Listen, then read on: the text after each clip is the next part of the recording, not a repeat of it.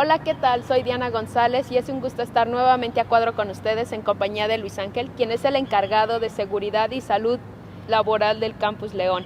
Bueno, como ya saben, septiembre fue el mes de los simulacros, pero bueno, Luis Ángel, ¿qué hay detrás de un simulacro? ¿Qué es un simulacro? Platícanos un poco. Los simulacros son la ejecución de acciones a seguir durante una emergencia, en la que medimos la respuesta tanto de los que evacuamos como del personal brigadista de una sede.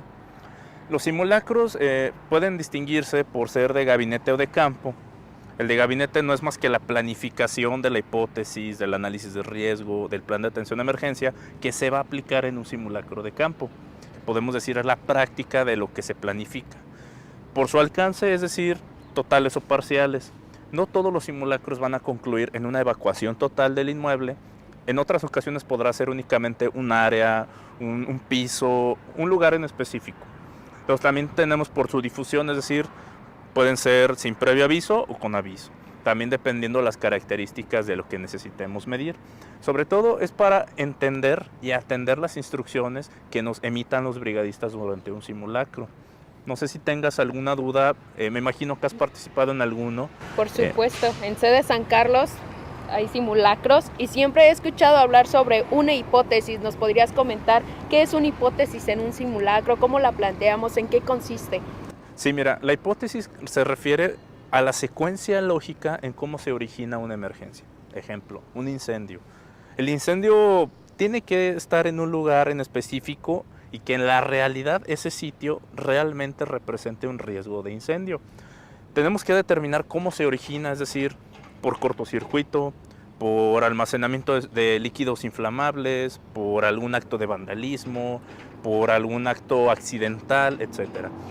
En la hipótesis planificamos cómo se va a desarrollar la emergencia y cómo a partir de esta hipótesis vamos a responder los brigadistas. Es decir, si es incendio por cortocircuito, el plan de atención a emergencias nos dice, hay que desconectar energía eléctrica, tenemos que cerrar llaves de paso de gas, tenemos que ejecutar acciones para evacuar a las personas y determinarlas, reunir en un punto seguro, que comúnmente lo conocemos como punto de reunión.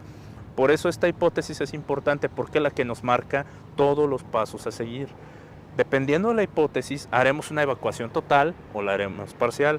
Dependiendo de la hipótesis, el brigadista podrá dar instrucciones que a veces parezcan que son contrarias hacia donde te señala una ruta de evacuación. Pero lo cierto es que como el brigadista conoce el riesgo, sabe a lo que te expones, si decides ir por una salida que no es la que se considera segura, siempre tenemos que atender las instrucciones de los brigadistas. Bueno, ahora que mencionas lo de los brigadistas, ¿cuántos serían importantes tener en cuenta ante un simulacro? Mira, en el caso de los brigadistas, la norma de protección civil nos marca tener el 10% del total de la población. Tenemos que agruparlos en primeros auxilios, combate de incendio, evacuación, búsqueda y rescate, mínimo. Hay otras sedes que por su naturaleza es necesario conformar brigadas, por ejemplo, de atención de derrames de sustancias químicas peligrosas, de comunicación, de vigilancia, etc. Todo esto va a depender de la hipótesis que se esté planteando y de la naturaleza de actividades de la sede. Oye, me surge una duda. ¿Los simulacros se deben avisar o no se deben avisar o solo son para pasar el rato y sacarme de clase? No, mira, los simulacros se avisan cuando por características de las personas, es decir, que sufran algún problema motriz, visual, auditivo, o que tengan incluso antecedentes de sufrir crisis nerviosas, incluso ataques epilépticos, se prefiere a esas personas en particular sí avisarles, para que no vayan a desencadenar algún episodio que pueda representar un riesgo para ellos. Pero por lo general se debe de hacer sin aviso. ¿Por qué? Porque lo que buscamos hacer en el simulacro, y así se planifica en el de gabinete, es medir la capacidad de respuesta, primero, de los brigadistas y segundo, del personal que va a apoyar en la evacuación. Es decir, tú, por ejemplo, como usuaria de una evacuación, necesitamos medir tanto el aspecto cualitativo como el cuantitativo, es decir, tiempo de evacuación, tiempo en que terminamos todo el ejercicio del simulacro. El aspecto cualitativo pues sería la respuesta que tiene la persona a seguir instrucciones del brigadista, la cohesión que existe para atender este tipo de instrucciones y sobre todo pues la solidaridad, la capacidad de atención que también puede tener un brigadista para resolver y atender cualquier problemática que se presente en el simulacro de campo.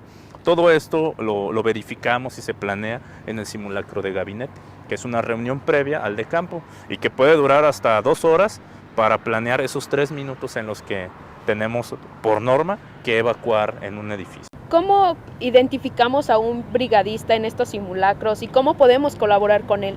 Mira, a los brigadistas los podemos identificar por su casaca, por su brazalete, por un silbato, aunque en ocasiones si un brigadista se encuentra fuera de su oficina, de su área de trabajo, que es donde permanentemente tiene su casaca y sus demás aditamentos, quizá atienda la emergencia sin ninguna de estas características. Sin embargo, el brigadista no solamente lo debemos de ubicar por la indumentaria que viste, sino también por el liderazgo y por las instrucciones que emite al respecto. Por ello, en cada ejercicio de simulacro procuramos que todos los brigadistas que participaron siempre pasen al frente para que los conozcan, los ubiquemos, porque son compañeros con los que convivimos a diario. Es nuestro compañero personal de servicio, nuestro compañero administrativo, puede que tengamos algún profesor también inmiscuido en estas tareas en aras de la prevención. Entonces siempre es importante ubicarlos físicamente para que si en un momento dado esta persona por alguna razón no tiene su casaca, no tiene su brazalete o su silbato, lo podamos reconocer y atender sus instrucciones. La manera en la que podemos colaborar con ellos es pues obviamente atendiendo en la disciplina lo que nos indica, sobre todo cuando se trata de guardar silencio, de evacuar por la derecha para que podamos de alguna manera dar las facilidades a que ingresen las unidades de emergencia. Reunirnos en el punto de reunión, hacerlo en fila, ayudar al conteo, permanecer en orden y siempre de alguna manera pues el respeto hacia el ejercicio del simulacro, porque no por ser simulacro debe de tomarse menos en serio. Lo ideal es que el simulacro sea tan real como podría ser un evento en una situación cualquiera en todas las sedes que tenemos en el campus. Bien, ¿y cuáles son las señales de alertamiento o cómo nos damos cuenta que estamos en un simulacro y no en una situación real? Mira, las señales de alertamiento pues son las alarmas audiovisuales. Tenemos que familiarizarnos con la alarma que hay en nuestro sitio. Por ejemplo, en ocasiones habrá circunstancias en las que la energía eléctrica no haga funcionar la alarma, aunque la alarma tiene una batería para auxilio de al menos 20 horas en caso de dejarse sin energía eléctrica. Pero tenemos que identificar el sonido de los silbatos de los brigadistas, tenemos que identificar si de manera verbal el brigadista nos invita a evacuar, tenemos que identificar si la alarma que tenemos en el sitio es una alarma de incendio para evitar confundirnos con sonidos ambientales, como lo puede ser la reversa de algún camión, algún timbre de algún celular, algún silbato incluso por actividades deportivas. ¿Cómo sabemos que estamos en un simulacro? Bueno, sería difícil identificar cuándo es una situación real o cuándo es un simulacro. En ambos casos debemos actuar de la misma manera, es decir, con la seriedad y con el respeto que merece. Aquí siempre es importante atender la instrucción del brigadista. Sin embargo, también puede deberse a veces que la alarma se active de manera falsa. Los dispositivos eléctricos de los que se compone una alarma contra incendio pues es el sensor de humo o la estación manual. El sensor de humo es sensible a vapor de agua, condensación, polvo, aerosol e incluso hasta insectos que de alguna manera pueden disparar la activación de la alarma. Igual puede suceder que en alguna situación accidental o intencional alguien se recargue en una palanca de accionamiento y pueda que la dispare también. En ambos casos, el brigadista siempre va a tener la información de primera fuente de qué es lo que está sucediendo. El mismo sistema de alarma tiene un tablero que nos indica dónde fue que se disparó esa estación manual o dónde fue que se activó un sensor de humo.